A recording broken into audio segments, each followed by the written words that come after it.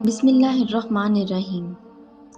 ایک نیک شخص کی گھر کی دیوار اچانک گر گئی، اسے بڑی پریشانی لاحق ہوئی اور وہ اسے دوبارہ بنوانے کے لیے کسی مزدور کی تلاش میں گھر سے نکلا اور چوراہے پہ جا پہنچا۔ وہاں اس نے مختلف مزدوروں کو دیکھا جو کام کے انتظار میں بیٹھے تھے۔ ان میں ایک نوجوان بھی تھا جو سب سے الگ تھلگ کھڑا تھا۔ اس کے ایک ہاتھ میں تھیلا اور دوسرے ہاتھ میں تیشا تھا۔ اس شخص کا کہنا ہے کہ میں نے اس نوجوان سے پوچھا، کیا تم مزدوری کرو گے؟ نوجوان نے جواب دیا، ہاں۔ میں نے کہا، گارے کا کام کرنا ہوگا۔ نوجوان کہنے لگا، ٹھیک ہے، لیکن میری 3 شرطیں ہیں، اگر تمہیں منظور ہو تو میں کام کرنے کے لیے تیار ہوں۔ پہلی شرط یہ ہے کہ تم میری مزدوری پوری ادا کرو گے۔ دوسری شرط یہ ہے کہ مجھ سے میری طاقت اور صحت کے مطابق کام لوگے، اور تیسری شرط یہ ہے کہ نماز کے وقت مجھے نماز ادا کرنے سے نہیں روکو گے۔ میں نے یہ تینوں شرطیں قبول کر لیں اور اسے ساتھ لے کر گھر آ گیا، جہاں میں نے اسے کام بتایا اور کسی ضروری کام سے باہر چلا گیا۔ جب میں شام کے وقت واپس آیا تو دیکھا کہ اس نے عام مزدوروں سے دگنا کام کیا تھا۔ میں نے بخوشی اس کی اجرت ادا کی اور وہ چلا گیا۔ دوسرے دن میں اس نوجوان کی تلاش میں دوبارہ اس چوراہے پہ گیا، لیکن وہ مجھے نظر نہیں آیا۔ میں نے دوسرے مزدوروں سے اس کے بارے میں دریافت کیا تو انہوں نے بتایا کہ وہ ہفتے میں صرف 1 دن مزدوری کرتا ہے۔ یہ سن کر میں سمجھ گیا کہ وہ عام مزدور نہیں بلکہ کوئی بڑا آدمی ہے۔ میں نے ان سے اس کا پتہ معلوم کیا اور اس جگہ پہنچا تو دیکھا کہ وہ نوجوان زمین پر لیٹا ہوا تھا اور اسے سخت بخار تھا۔ میں نے اس سے کہا، میرے بھائی، تو یہاں اجنبی ہے، تنہا ہے اور پھر بیمار بھی ہے۔ اگر پسند کرو تو میرے ساتھ میرے گھر چلو اور مجھے اپنی خدمت کا موقع دو۔ اس نے انکار کر دیا، لیکن میرے مسلسل اصرار پر مان گیا، لیکن ایک شرط رکھی کہ وہ مجھ سے کھانے کی کوئی شے نہیں لے گا۔ میں نے اس کی یہ شرط منظور کر لی اور اسے اپنے گھر لے آیا۔ وہ 3 دن میرے گھر قیام پذیر رہا، لیکن اس نے نہ تو کسی چیز کا مطالبہ کیا اور نہ ہی کوئی چیز لے کر کھائی۔ چوتھے روز اس کے بخار میں شدت آ گئی تو اس نے مجھے اپنے پاس بلایا اور کہنے لگا، میرے بھائی، لگتا ہے اب میرا آخری وقت قریب آ گیا ہے، لہٰذا جب میں مر جاؤں تو میری اس وصیت پر عمل کرنا کہ جب میری روح جسم سے نکل جائے تو میرے گلے میں رسی ڈالنا اور گھسیٹتے ہوئے باہر لے جانا اور اپنے گھر کے ارد گرد چکر لگوانا اور یہ صدا دینا کہ لوگوں، دیکھ لو، اپنے رب باری تعالیٰ کی نافرمانی کرنے والوں کا یہ حشر ہوتا ہے۔ شاید اس طرح میرے رب عز و جل مجھے معاف کر دے۔ جب تم مجھے غسل دے چکو تو مجھے انہی کپڑوں میں دفن کر دینا، پھر بغداد میں خلیفہ ہارون رشید کے پاس جانا اور یہ قرآن مجید اور انگوٹھی انہیں دینا اور میرا یہ پیغام بھی دینا کہ اللہ عز و جل سے ڈرو، کہیں ایسا نہ ہو کہ غفلت اور نشے کی حالت میں موت آ جائے اور بعد میں پچھتانا پڑے، لیکن پھر اس سے کچھ حاصل نہ ہوگا۔ وہ نوجوان مجھے یہ وصیت کرنے کے بعد انتقال کر گیا۔ میں اس کی موت کے بعد کافی دیر تک آنسو بہاتا رہا اور غمزدہ رہا۔ پھر نہ چاہتے ہوئے بھی میں نے اس کی وصیت پوری کرنے کے لیے ایک رسی لی اور اس کی گردن میں ڈالنے کا قصد کیا تو کمرے کے ایک کونے سے ندا آئی کہ اس کے گلے میں رسی مت ڈالنا۔ کیا اللہ عز و جل کے اولیاء سے ایسا سلوک کیا جاتا ہے؟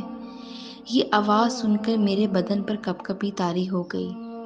یہ سننے کے بعد میں نے اس کے پاؤں کو بوسہ دیا اور اس کے کفن و دفن کا انتظام کرنے چلا گیا۔ اس کی تدفین سے فارغ ہونے کے بعد میں اس کا قرآن پاک اور انگوٹھی لے کر خلیفہ کے محل کی جانب روانہ ہو گیا۔ وہاں جا کر میں نے اس نوجوان کا واقعہ ایک کاغذ پہ لکھا اور محل کے داروغہ سے اس سلسلے میں بات کرنا چاہی تو اس نے مجھے جھڑک دیا اور اندر جانے کی اجازت دینے کی بجائے اپنے پاس بٹھا لیا۔ آخر کار خلیفہ نے مجھے اپنے دربار میں طلب کیا اور کہنے لگا، کیا میں اتنا ظالم ہوں کہ مجھ سے براہ راست بات کرنے کی بجائے رکے کا سہارا لیا؟ میں نے عرض کی، اللہ تعالیٰ آپ کا اقبال بلند کرے، میں کسی ظلم کی فریاد لے کر نہیں آیا بلکہ ایک پیغام لے کر حاضر ہوا ہوں۔ خلیفہ نے اس پیغام کے بارے میں دریافت کیا تو میں نے وہ قرآن مجید اور انگوٹھی نکال کر اس کے سامنے رکھ دی۔ خلیفہ نے ان چیزوں کو دیکھتے ہی کہا، یہ چیزیں تجھے کس نے دی ہیں؟ میں نے عرض کی، ایک گارا بنانے والے مزدور نے۔ خلیفہ نے ان الفاظ کو 3 بار دہرایا، گارا بنانے والا، گارا بنانے والا، گارا بنانے والا، اور رو پڑا۔ کافی دیر رونے کے بعد مجھ سے پوچھا، وہ گارا بنانے والا اب کہاں ہے؟ میں نے جواب دیا، وہ مزدور فوت ہو چکا ہے۔ یہ سن کر خلیفہ بے ہوش ہو کر گر گیا اور عصر تک بے ہوش رہا۔ میں اس دوران حیران و پریشان وہیں موجود رہا۔ پھر جب خلیفہ کو کچھ افاقہ ہوا تو مجھ سے دریافت کیا، اس کی وفات کے وقت تم اس کے پاس تھے؟